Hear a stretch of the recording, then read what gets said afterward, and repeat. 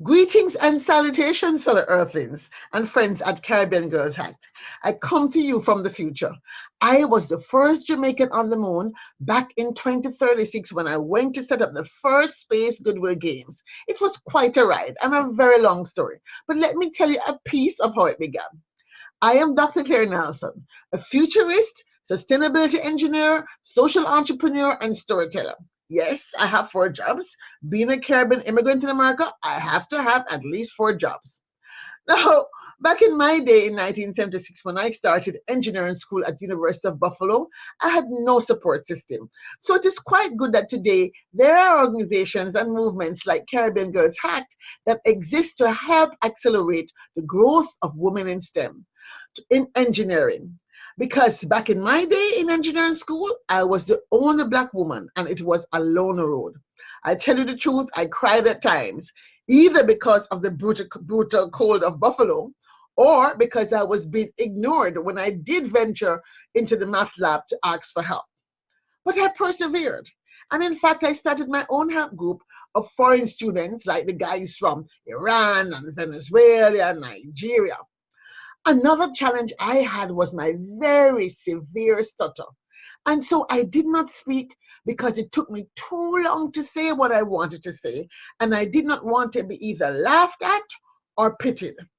So can you imagine my shock when one day a long-haired bad boy biker who sat in the back of the class like me and who was invariably late came up to me and said, "Hey, I heard you're in the top 5 of the class. And here it is, I thought you were as dumb as me because you sit in the back of the class and you're always sleeping. Is that true?"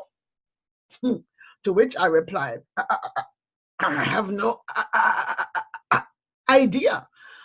Well, a few weeks later, guess what? I was called into the office of the department chair and he handed me a big fat check for $2,000 because I was indeed one of the top 5 students in the graduating class. So I have been many firsts. I was the first Black woman engineer hired at the Inter-American Development Bank. And one of my jobs was writing code for simulation models of complex systems, which at that time was one of the first simulation model code ever written. And indeed, my professor was the person who designed that code.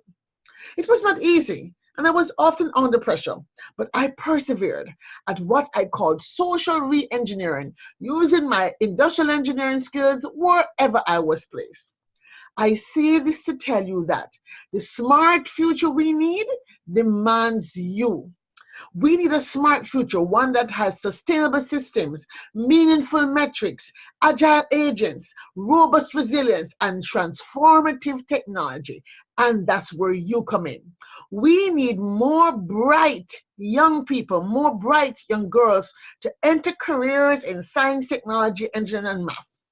And so I encourage you to follow your dream and hold fast to your faith in the possible and help us to create the smart, flourishing future that the world needs. The future favors the bold, so I urge you to be bold. Seize the day. Remember, you can do it. One love.